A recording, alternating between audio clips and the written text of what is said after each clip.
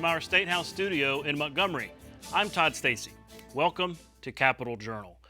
We are learning more about the process state lawmakers will take to redraw congressional districts in the wake of a Supreme Court ruling finding that the current map is in violation of the Voting Rights Act.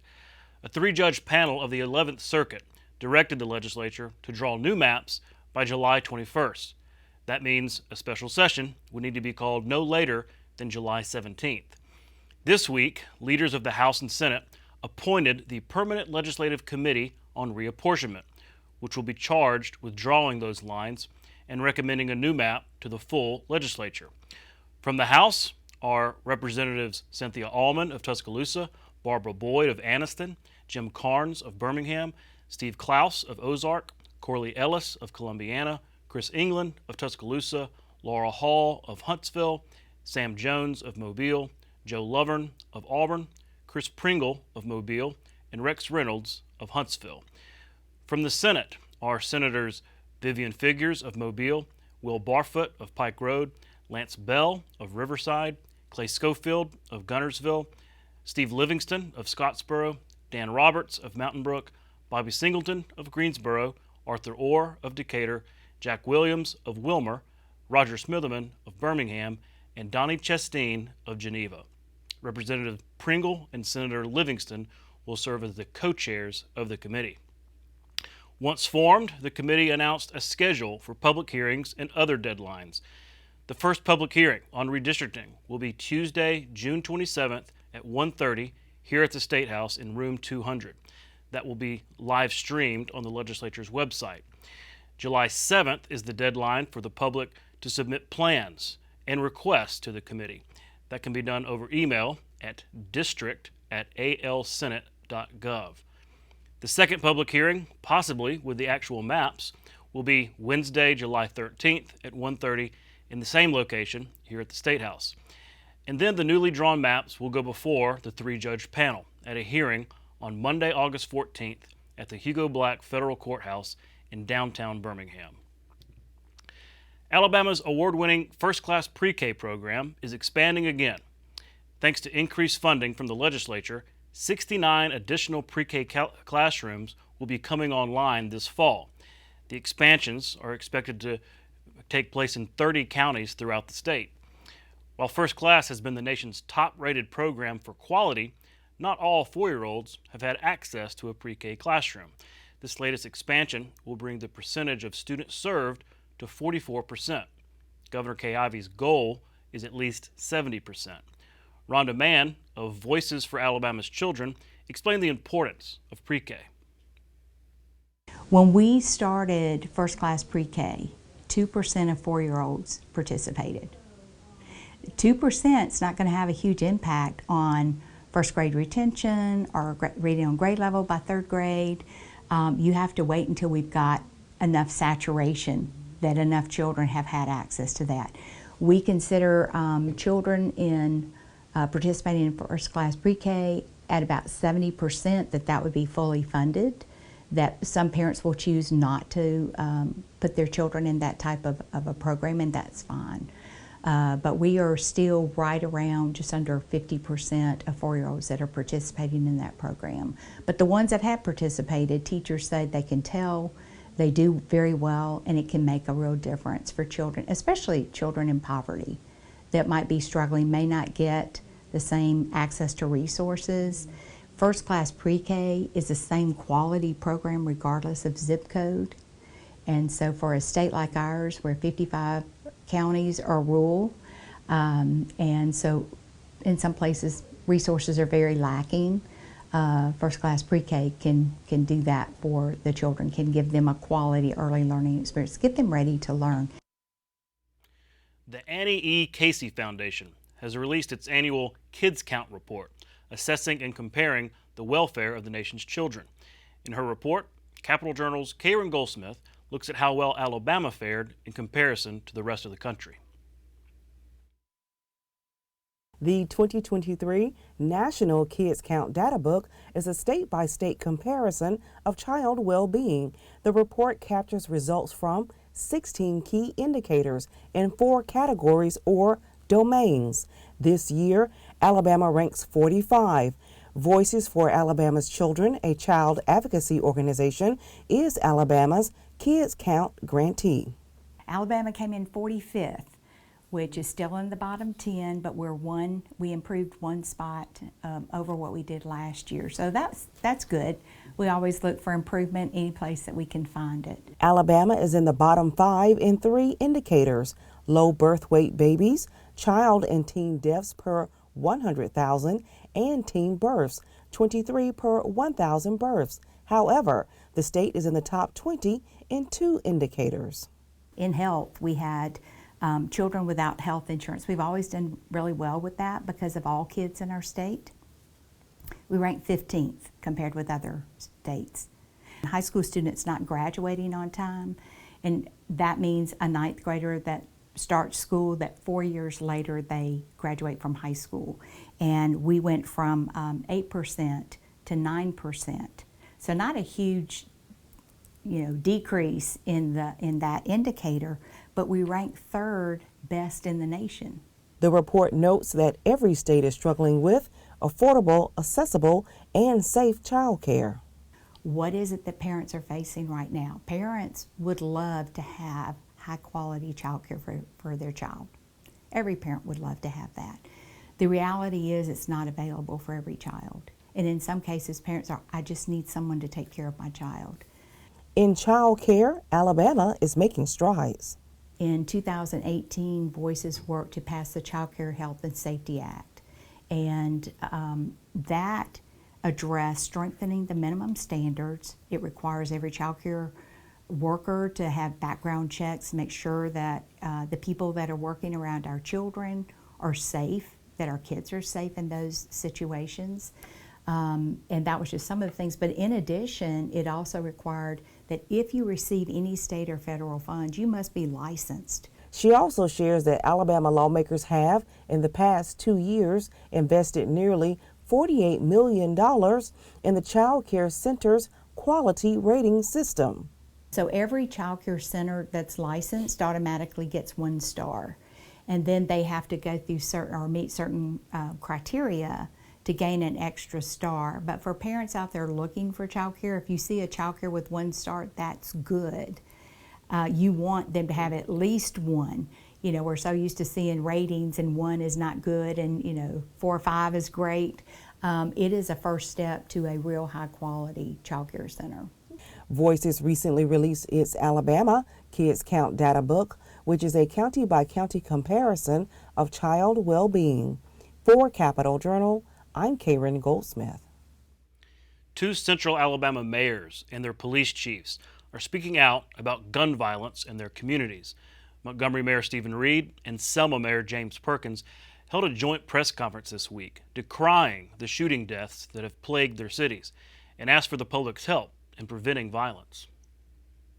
My purpose for joining with my friend and colleague, the Honorable Stephen Reed, during this press conference is to speak to the frustrations, the setbacks, and the misery index resulting from gun violence within our communities.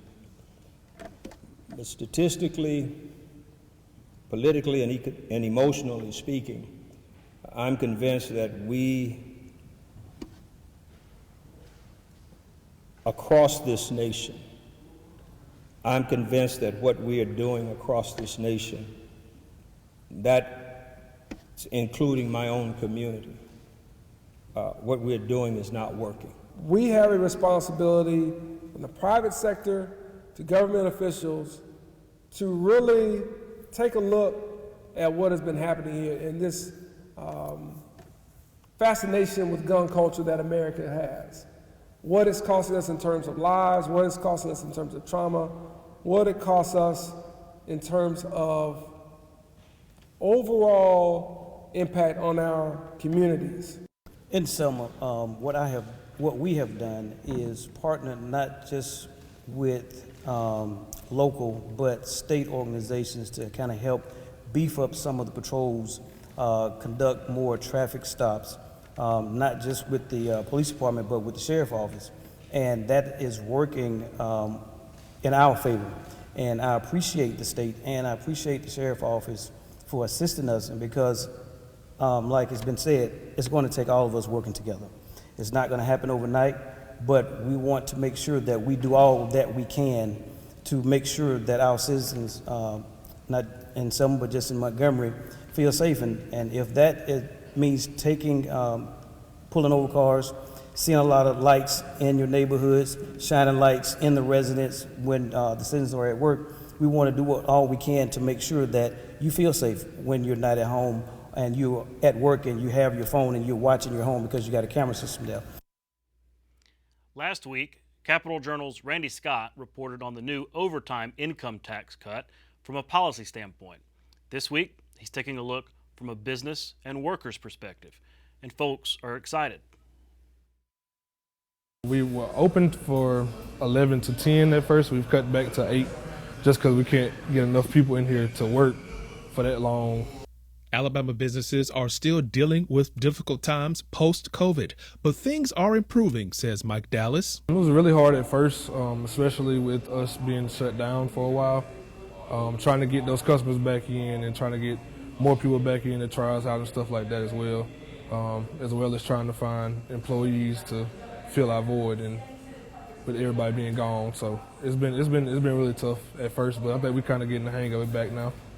Dallas is the manager of the Wishbone Cafe in East Montgomery, a popular family-owned restaurant. It continues to make progress despite a shortage of workers. You'll see Dallas and his staff manning different positions every day. But things have gotten better. We have also, on certain days, have extended it back to the time that we usually have, or we'll stay open a little bit longer if we got like an event or anything going on. But that's what's coming with more employees coming back and trying to get more people in here as well. Help is coming to businesses in the form of new proposals passed by the Alabama legislature. Measures including House Bill 217, which will cut the tax on overtime pay, an idea Dallas says he and his staff can support. I think they would like it. I think they would like it a lot. I think that would have them working harder, knowing that they can actually get more time and get less tax taken off of that, and also more is coming. So I think that would be better for them. People across the state of Alabama have noticed the legislature's efforts to improve Alabama's economy by improving its business climate, from big box stores to local businesses. The idea has Alabamians optimistic. Dallas has this message for lawmakers. I appreciate them looking out for local businesses and family-owned business, stuff like that, but I think it also could be some more that could be done, looking out as far as businesses and stuff like that. So not just look out for the big corporations that are already doing well, but look out for the smaller people, smaller business owners that are trying to get that way. For Capital Journal, I'm Randy Scott. An Alabama student has won the John F. Kennedy Profiles in Courage National Essay Contest. Jeremy Haynes, a recent graduate at Mobile Christian School, was selected as the winner by the John F. Kennedy Foundation, which puts on the contest each year. Jeremy's essay is about former Mobile State Senator Joseph Langan, who in 1949 put on the first pro-civil rights filibuster in the history of the Alabama legislature. It was to defeat a proposal meant to restrict voting rights of African Americans. You can read the essay online at www.jfklibrary.org, and I promise you it's worth your time. The annual Profiles in Courage essay contest invites high school students from across the nation to write an essay on an act of political courage by an elected official. Jeremy will receive a $10,000 scholarship from the John F. Kennedy Foundation. I'm told he plans to attend Spring Hill College there in Mobile to major in political science and then pursue law school. Something tells me we might see him up here one day. Congratulations to Jeremy and to his proud parents. We'll be right back. You can watch past episodes of Capital Journal online at video.aptv.org. Capital Journal episodes are also available on APTV's free mobile app. You can also connect with Capital Journal and link to past episodes on Capital Journal's Facebook page. And you can listen to past episodes of Capital Journal when you're driving or on the go with Capital Journal podcasts. Keep up with what's happening with Capital Journal.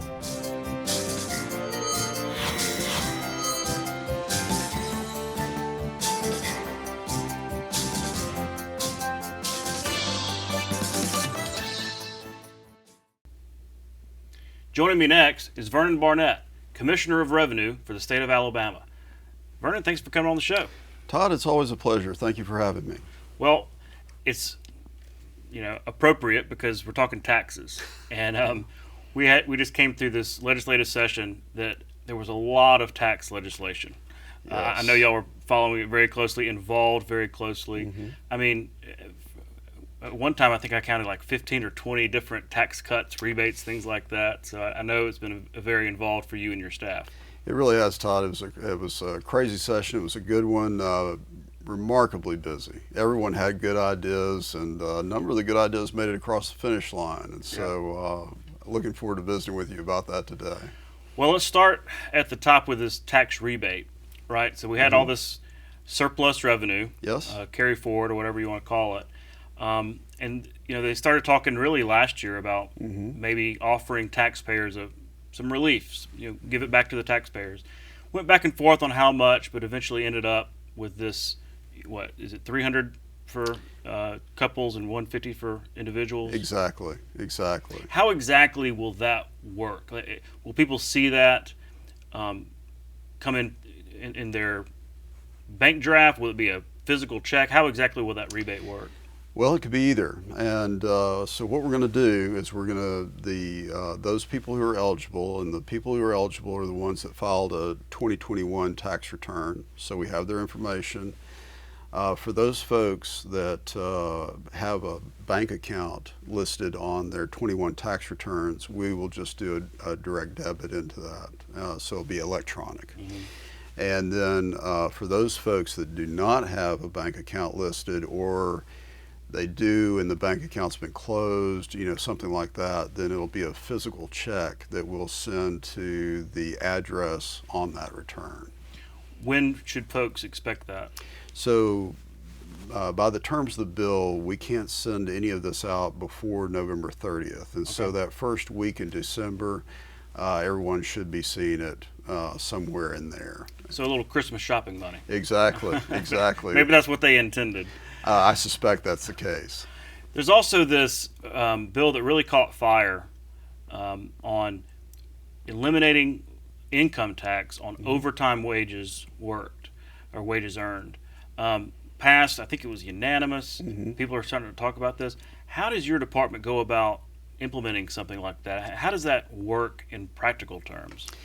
Yeah, that's pretty remarkable, actually. It's the first time it's been done. And so what we're doing now is we are in the process, not only, it's twofold. Internally, there's going to be a great deal of programming and things like that. We're actually going to create new documents, new filings for people to make.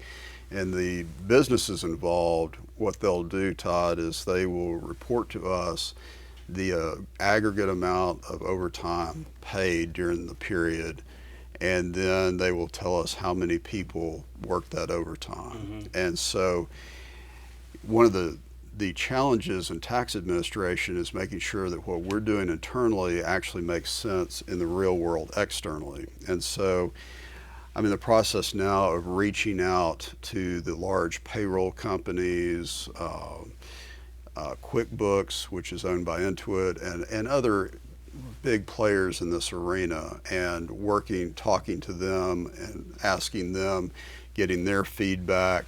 What are your questions? What pitfalls do you see? Because it's not been done anywhere else. Yeah. And so we need to create a system that everyone can actually comply with. It can make really great sense to us, and then we throw it out there and we're like, wow, didn't think about that. And so we always try to have extensive conversations with our private sector partners in these type of things. It's so important because, great idea from the legislature, great Absolutely. idea coming down the pike, but it's the implementation, it's the administration that really, was where the rubber meets the road. It's really true, and I will say that, all the parties in this legislation, I can't say enough about them, because the original bill that came out was one that we couldn't administer. And we all got together and put our heads together and we came up with an alternative way to do it. And the governor sent back an executive amendment, and you were obviously involved in that. Yes.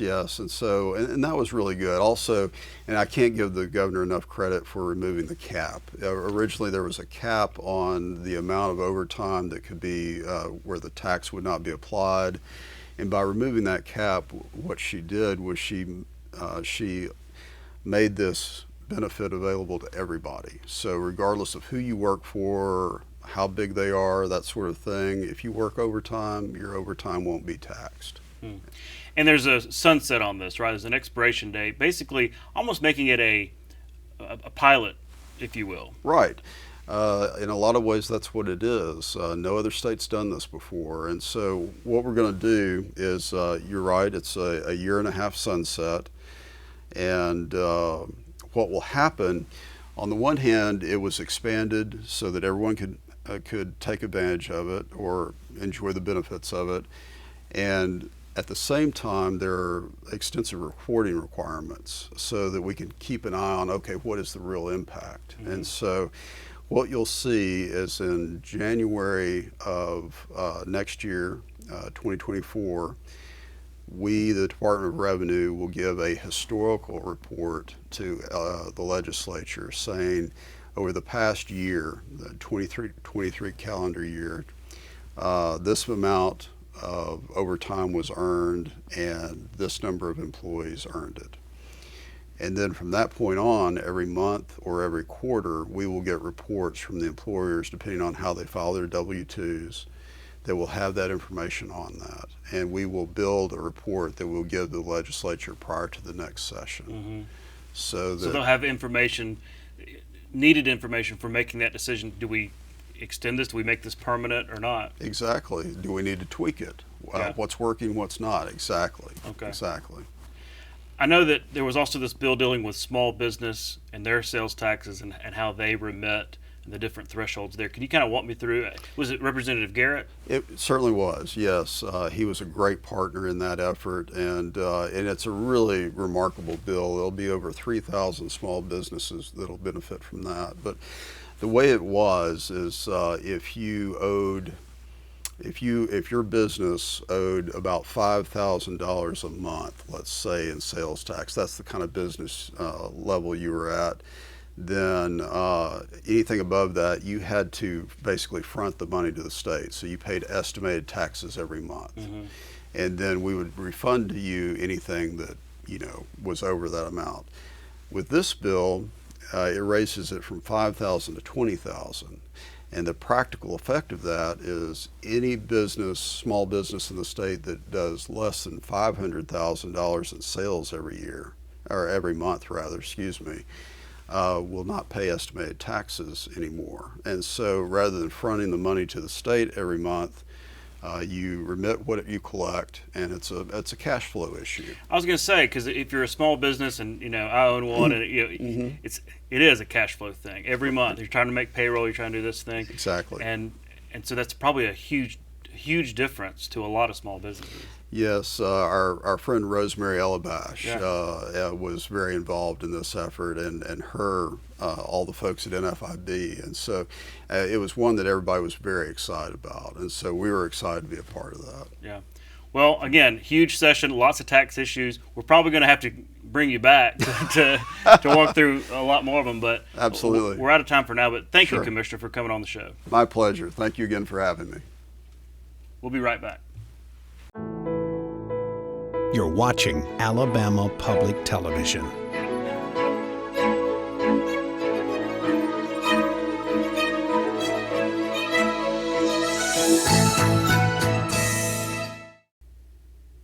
Joining me next is John Treadwell, Clerk of the Alabama House of Representatives. Mr. Clerk, thanks for coming on the show. Thanks for having me, Todd. I appreciate that. Well, it's we're just recovering now from this really long and dynamic session.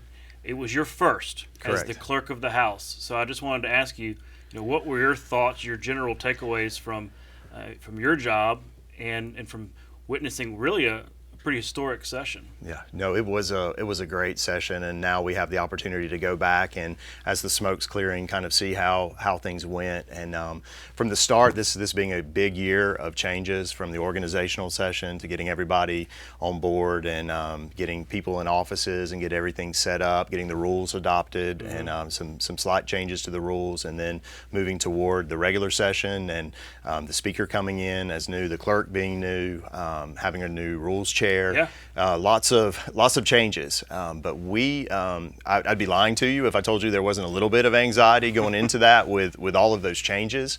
But within the first or second week of session, I knew we were gonna be okay, and we were gonna get the job done. And the speaker just came right in and did a phenomenal job picking up on presiding, and staff was phenomenal in working behind the scenes to keep things rolling and keep things going. And members, I've got to give members credit for being willing to work together during session, and we saw a lot of that. And so I think overall it was from a procedural standpoint, from our standpoint, it was a very, very successful session. Yeah, and you mentioned all the new leadership. I mean, and you're almost expecting some kind of hiccup, and there really wasn't. And so that is impressive. You talked about behind the scenes, and I always like to remind our viewers about, going behind the scenes, because what we see on TV, or when you're watching the proceedings, or even what we report here on Capitol Journal, it's mainly the lawmakers, right? It's the sponsors of the bill, it's the leadership and all this. But what they don't see maybe is your team working behind the scenes to make all that work. That's right. Ultimately, it comes down to bills going from committee to the floor and to the Senate and everything. Talk a little bit about that and your team and how you organize making everything work behind the scenes. Yeah, it's a challenge at times, but we have a lot of staff who have a lot of experience, and they're very devoted and very good at what they do. We have 53 full-time staff members, and then we bring in about 30 people, temporary employees for session, to kind of fill the gaps in what's going on. But from top to bottom, there are a lot of things going on behind the scenes to keep things rolling. Our journal department is working constantly to make sure that everything is put into the legislative system correctly, so that everything is documented correctly, and that drives how things are moving through the process. Our clerk's office, our enrolling and engrossing office are sending messages back and forth to the Senate, keeping the Senate apprised of what we passed, what we've done, what we've amended. And I believe I looked up a number. There were 898 messages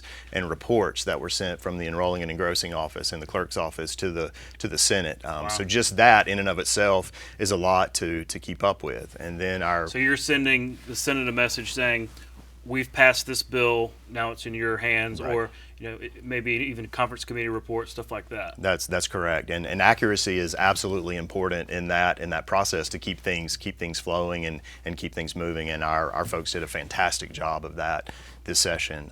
Another critical piece is the enrolling and engrossing of amendments into the bill, and our enrolling and engrossing department did a fantastic job of combing through amendments and substitutes and making sure that everything came together at the end and the proper document was transmitted upstairs or transmitted to the governor, and things went really well. We have a really good staff there that's doing a fantastic job.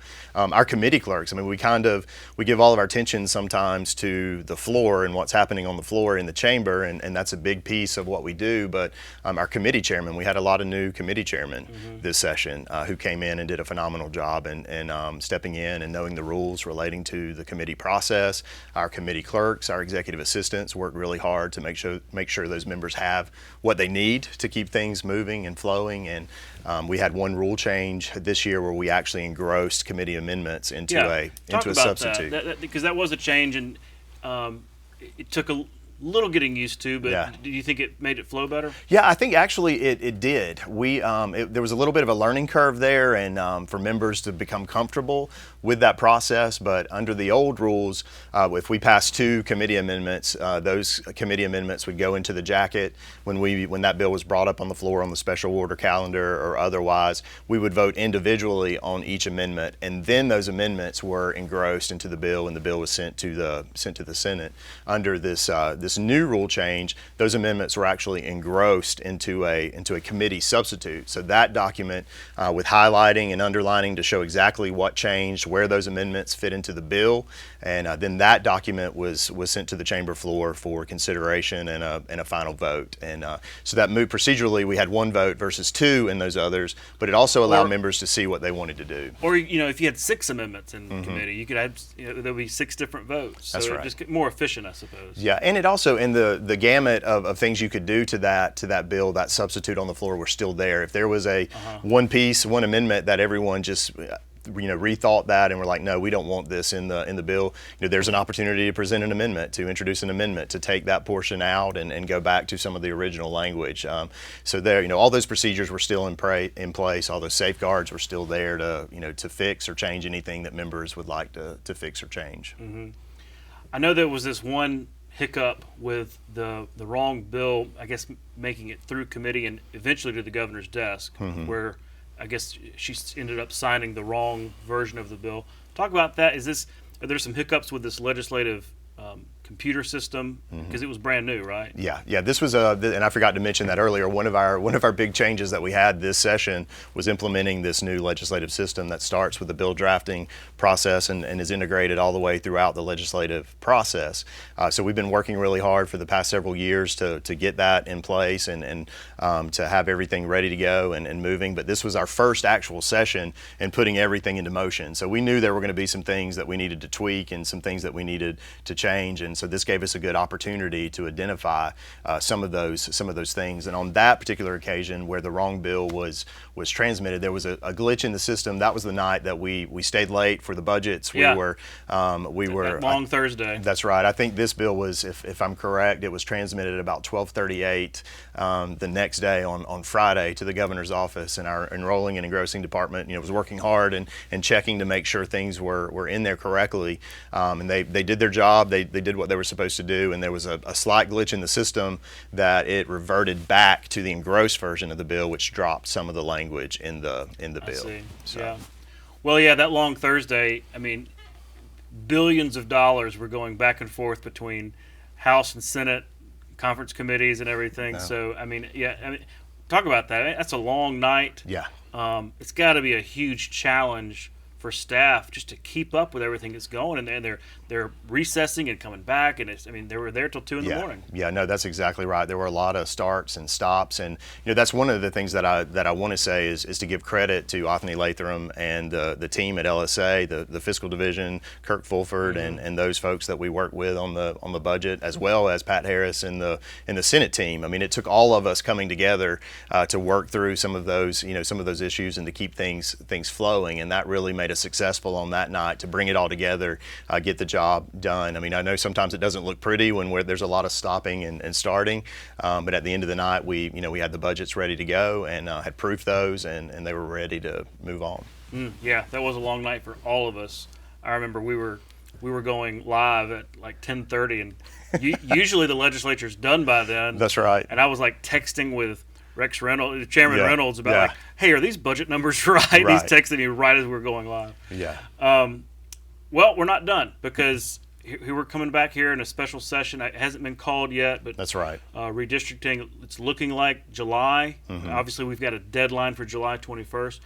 Talk about your preparations. I know everybody kind of needs a break, but we're coming right back. How do you prepare for a special session? Yeah, we've been in communication with staff, reminding them, hey, we're not done. Get geared back up and ready to go. In July, we could be back in mid to late July to get things done.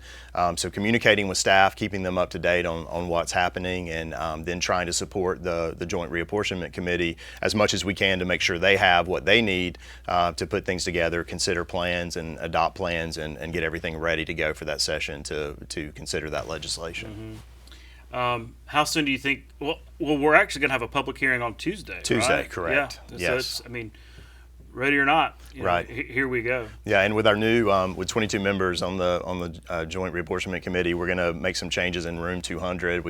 We have staff getting that ready to go, and so that we can facilitate everyone that day, and then looking forward to the next potential committee meeting, and then having everything ready to go for actual session. Well, we'll be looking forward to it, and we'll be there. Mr. Clerk, thanks again for coming on the show. Thank you very much. I enjoyed it. Oh, wait, before I let you go, Florida Gators in the College World Series. I know you're a big Gators fan. That's right. What are your prospects? I'm excited. I'm cautiously optimistic. I know LSU is going to be a tough team to take down. I do have Judge Hill on my side, so I'm hoping that'll work to our advantage. And all I can say is go Gators. All right, good deal. Thanks again. Thank you. We'll be right back. You can watch past episodes of Capital Journal online anytime at Alabama Public Television's website, aptv.org. Click on the Online Video tab on the main page. You can also connect with Capital Journal and link to past episodes on Capital Journal's Facebook page. Joining me next is Mark Dixon, president of the A+ Education Partnership. Mark, thanks for coming on the show. Thanks for having me. Wanted to have you on because as much as we've talked about this being a pretty momentous legislative session full of lots of different issues, a lot had to do with education, maybe somewhat overshadowed by the tax bills and things like that, but a lot of bills dealing with education. Wanted to kind of get your take on that because you're obviously a policy expert and work on a lot of these bills, but let's start with the budgets. I guess the budget, the Education Trust Fund, record spending, also had the supplemental bill with some spending there. Talk about where these dollars are going to make a difference on the education front. You know, I think the legislators had a lot to do, a lot of money to spend. I mean, it's certainly a $2.8 billion surplus that they had to allocate. I think there it was good with that one-time money really to focus on capital needs and the rise of inflation, and I think there's going to be a lot of benefit to districts there to take care of some needs that they have and to work through those issues. And then they also included some other things in there related to pre-K and summer learning camps for both reading and math, so just some one-time money that they can go ahead and spend, which is critical for implementing the Literacy Act, Numeracy Act, and continuing to recover from the pandemic. When you look at the main budget, you know, obviously they're an over $8 billion, which is just a significant amount of growth. And there's some, you know, a 2% pay raise for teachers there. There's a also more instructional supplies money for them as well. But also when you look at the initiatives that are starting to drive a lot of what we hope to see make some real changes and continue to improve, like the Literacy Act, maintaining that funding and continuing to fund reading coaches and other initiatives, a $25 million increase for the Alabama Numeracy Act. That law passed last year, and so continuing that implementation, doubling computer science training, that's a huge priority of both the governor and the legislature, and so that's a significant amount of training for teachers across the state in an area of growth. And then, of course, an overall a $12 million increase in Alabama's first-class pre-K, which remains one of the highest pre-K programs in the nation, but we're still less than 50% of students that are enrolled there, and so a real push by the governor and legislators to make sure that those classrooms are continuing to expand. Yeah, that was some good news this week when, you know, getting up there with a goal of 70%, I guess. They also created this education savings account. I guess it's $250 million that they're going to put away for, I guess, a rainy day of sorts. They could spend it in lean budget years, thinking, you know, we're not always going to be in high cotton, so to speak. Was that a wise move? Do you see that as a positive? I do. I think with coming out of COVID and then with kind of the world the way it is right now, and when you listen to economists, everybody kind of disagrees on, they think something's coming, but nobody knows. And so I think being cautious there is important. The current structure with the rolling reserve really only allows those savings accounts to be tapped once you declare proration, which is a pretty dire moment. I think having a savings account where you can be flexible to say things are slowing down a little bit, we need to make sure that we're continuing to invest in the Literacy Act, Numeracy Act, other priorities that they set. I think that's a good thing to kind of make sure that we've got that cushion if we need it. Yeah, and that's a good distinction to make because, yeah, we have rainy day accounts. We have the rolling reserve. But, yeah, you have to declare proration to get it, and that's really unlikely given sort of how that law works. So this would not require that. It would simply be the legislature drawing on it. So that is a big difference. There were some policy changes, policy bills that passed, changes to current laws that passed. I want to start with this bill from Senator Orr dealing with principals, basically encouraging, incentivizing principals and mentorship. Talk through why this is important. So principals are so critical in moving our state forward when it comes to educational outcomes for students. I mean, they are the head of the school. They're responsible for the culture. You can have a great few teachers and they're great with their 25 students or more, but if you really want to move that building and maintain progress over time, you need a good principal. And we have not done enough really to make sure that we're supporting principals in that way. And so this effort was really led by Vic Wilson and class, they represent administrators around the state. And what it did was say, hey, why don't we provide additional stipends for principals? And this is $10,000 a year for principals, $5,000 a year for assistant principals that complete a rigorous program of professional development and growth. And so that starts with an additional 5 days of professional learning that they will have to complete every year. That'll have to be high quality with a professional learning plan that's aligned to the needs of their school and their development. In a couple of years, it'll add a new mentoring program for new principals, a 2-year program to give them an experienced mentor to help them be successful. A new evaluation system in a couple of years that will make sure that we're evaluating that progress and looking at growth as well as achievement as a part of that. And also a full year kind of institute of professional learning over time that will be implemented. And so once that's fully implemented, they'll have to complete all those requirements and they'll get that additional stipend. But it's also an additional stipend for schools that need it most. So our hard to staff, high poverty schools, they'll get $15,000 as a principal and $7,500 for assistant principals because we want our best and the brightest to be incentivized to go where we have the greatest challenges. No, that makes so much sense. And just thinking about it more as, like you said, professional development, helping train them to know how to be principals. I was talking to Senator Orr, he's like, it's not everybody's cut out for it. That's right. And maybe there wasn't a whole lot of training, at the college level or whatever. So I do think that makes, and like you said, for those hard to staff areas, really giving some incentives to send principals there. I think that's a good bill. And we're proud to support that. We're proud to help with it. I think too, the next thing we've got to think about is teacher leadership in the future, because as you said, not everybody wants to go the principal route. They may want to stay in the classroom, but we have to provide pathways for teacher leadership in the future, and I think that's going to need to be a priority for the state going forward. Interesting. Okay. You also worked with Representative Collins on this credential changes to improving, I guess, credentials. You can see I don't really understand it. So why don't you walk me through what this bill did? I remember following it, but I really didn't understand really where it came from. So could you kind of go soup to nuts and why this bill is important? Yeah. So in Alabama, we have a graduation rate, of course, but we also have a college and career readiness rate, or indicator that students want to achieve to show that they're really ready for the next phase of their lives. And those indicators include everything from having a qualifying score on the ACT to also passing an AP course, dual enrollment. But one of the things that has is a credential, getting an industry credential.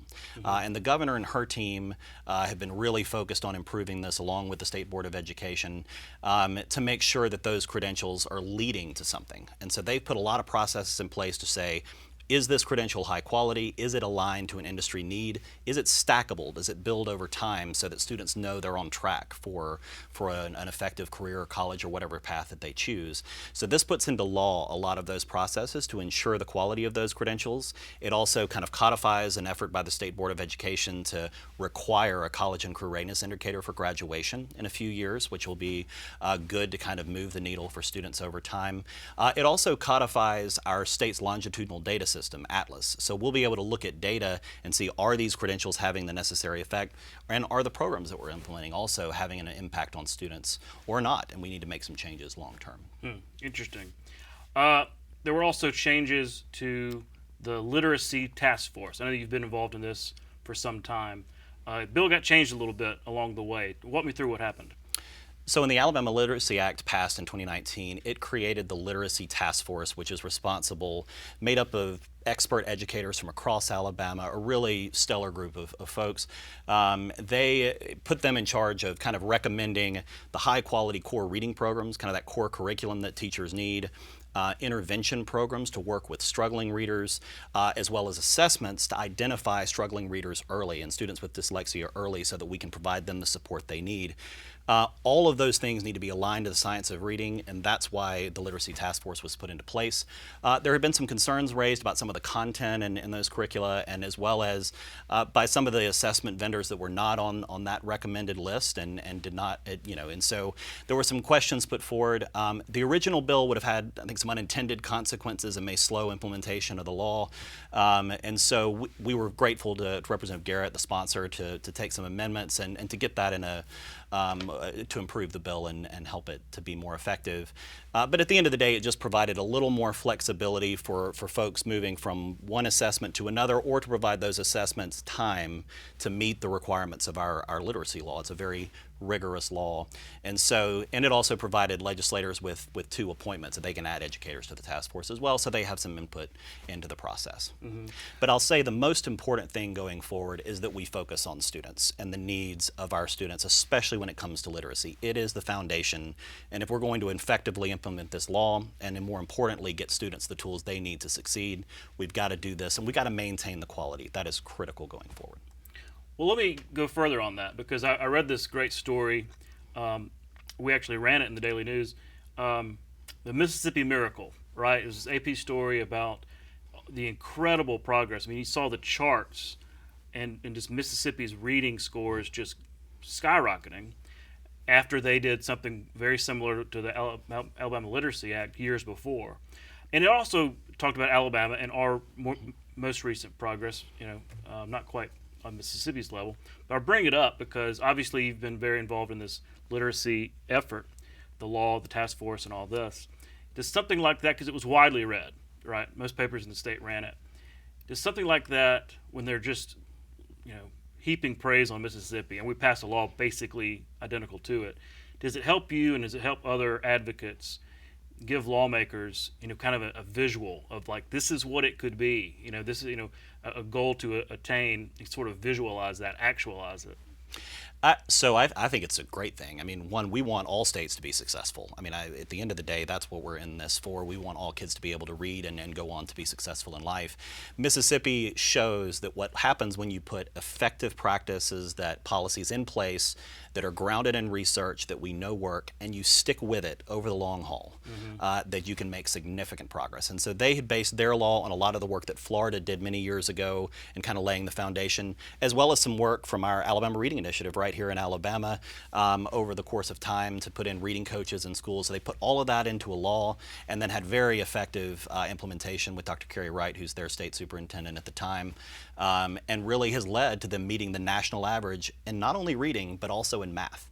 And it's because they stuck to the basics of put in the high standards, rigorous standards, assessments that are aligned to it, reading coaches and support for the school districts they need most, and those high quality instruction materials that we talked about earlier, from curricula to intervention programs, as well as the necessary assessments to track your progress. So it's a comprehensive plan, and our Literacy Act is based on that. And if we move forward and make sure that we continue to fund and continue to implement this well, we'll get back to where we were. We made the national average in 4th grade reading in 2011, and we can get back there if we do this right. Yeah, Dr. Mackey talks about that kind of taking the foot off the gas in that weird period that we had there. Well, how are we doing? How's that implementation going? It was 2019 when we passed the law. Obviously, COVID interrupted some of that, but have we made up for lost time a little bit? And how's the implementation of the Literacy Act going? I think when we look at NAEP data, which is our National Nations Report Card, in 2019 compared to 2022, so literally the period of the pandemic, Alabama was one of 3 states to make small gains during that period. A lot of other states did not, and so that was significant, especially in a very, very difficult time for teachers and for students. And we saw this recently, some results come out about our students and the fact that we did slip a little bit this year for our 3rd graders. These are also the 3rd graders that were in kindergarten and 1st grade in that heavy COVID period, so they got hit very hard, and there's a lot of support that we're going to have to continue to provide them to make sure that they can get caught up. And it's good to track that progress over time. So we are making progress, but I think that's the reason that we've got to keep our foot on the gas, as they like to say. Well, let's get back to the legislature. There were also changes made to both the charter school law, kind of administrative, but also the Alabama Accountability Act. There were some kind of significant changes there. Were you all supportive of those changes? We are a staunch supporter of public charter schools and making sure that we have high quality public charter school options in the state. We felt these were very long overdue, very necessary changes to the law. One, it strengthens the Alabama Charter School Commission. It lengthens the term of those commissioners from 2 to 4 years, so they actually have time to understand where the paper clips and the stapler is before they get moved out. And so it also provides them training, because public charter schools are a little bit of a different animal from an administrative standpoint, and provides them a lot of training so that they can improve that. And it also just provides direct appointments for those commissioners by the governor, lieutenant governor, and members of the legislature. So it just cleans up a lot of that. It also makes some adjustments around conversion charter schools. We have 3 conversion charters, meaning they took a traditional public school at the local level and converted it into a charter school and provided that flexibility. It just makes some corrections on funding there to make sure everything is clear. We think that's a great opportunity for other districts to do in the future, and so this will just make that clear as well. The goal here is to have an independent charter commission that has the opportunity to hire staff that can do the work necessary to make sure that we have a high quality charter ecosystem in the state. Yeah, I think a lot of people are paying attention to what's happening here in Montgomery with those conversions, because, I mean, look, it's early, but it's pretty promising, and that could be a model that's maybe copied more. So important changes there. Let me ask you, on the issue of school choice, there was a lot of sound and fury around this Price Act, right? This is the school choice bill that would have allowed parents to take up to $6,900, almost $7,000 from the ETF, from the Education Trust Fund, to send their students to a private school or use that for homeschooling. Had some, like I said, a lot of sound and fury at the very beginning. Got out of committee, never got a floor vote, and there was plenty of opposition to it. So I wanted to ask, from your perspective, why you think this bill never really got off the ground. Yeah, I think there's just still a lot of learning to do. I think this would be a big swing for our state in a completely new direction. And so there are other states that have moved in this area. There were other bills that might have been, Representative Garrett had the Sun bill with Representative Collins, which would have just focused on students with special needs, military families, foster children, homeless children. So to kind of start small and see what that looks like. But I think really there was just more interest in expanding the choice that we had. The governor made that her priority. Legislators really, I think, glommed onto that, and I think you saw, we talked about the charter the charter changes. There was also changes to the Accountability Act that raises the cap that can be for tax credits that can be given for scholarships for students to attend private schools, especially those students in high poverty areas and in schools that are struggling. So I think there's a lot there that we can do to improve and learn over time before just jumping in with both feet into something completely different. Yeah, I kept hearing that. It usually takes a couple of years for an idea to sort of ripen to actually get it passed. And you're right, the Accountability Act. I mean, I kept hearing that from folks too. Like, let's use what we already have. That's already focused on students in struggling areas. Getting them options out of there. So I agree with that. And the sponsors say they're coming back and maybe willing to look at some changes. So that's something to look forward to next year. Well, but before I let you go, I know that it was a big week last week. Your Student Voices team was in Montgomery for a pretty special day. Talk me through what is the Student Voices team and what did they get to do here? So the A+ Student Voices team is relatively new. It's only been around for 2-3 years, and it brings together high school students from around the state. They apply to be a part of the program, and they can stay in it throughout their high school career.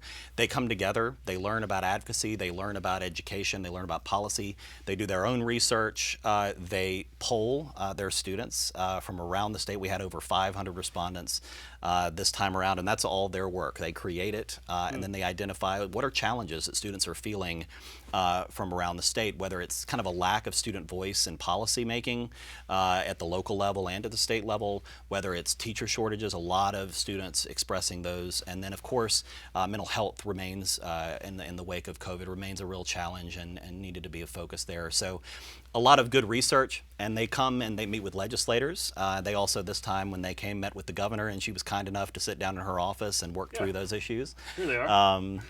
And so she listened to their recommendations and asked them questions, and then they also were able to meet State Board of Education members at their monthly meeting. So it was just a great experience for them, and we were really excited about it. Very cool. Very cool. What an interesting. You know, you're right, because when all the policies get discussed here in the legislature, at the state board, it's always adults. And obviously, students are the focus, and so to give them a voice is really interesting and really special opportunity for them. So that's really cool. We appreciated everyone's time. It was a very neat experience. Well, very cool. Look, we're out of time, but thanks again for coming and explaining some of these issues. Thanks for having me, Todd. We'll be right back.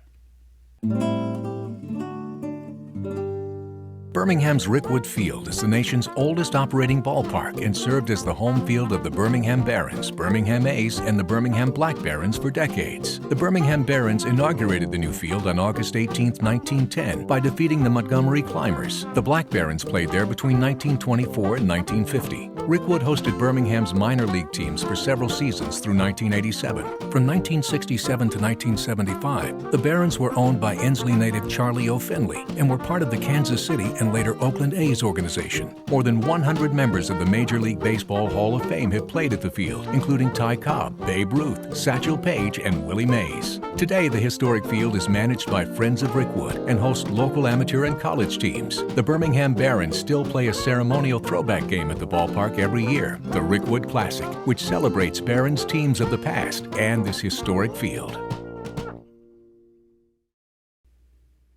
That's our show for this week. Thanks for watching. We'll be back next week, right here on Alabama Public Television. For our Capital Journal team, I'm Todd Stacy. We'll see you next time.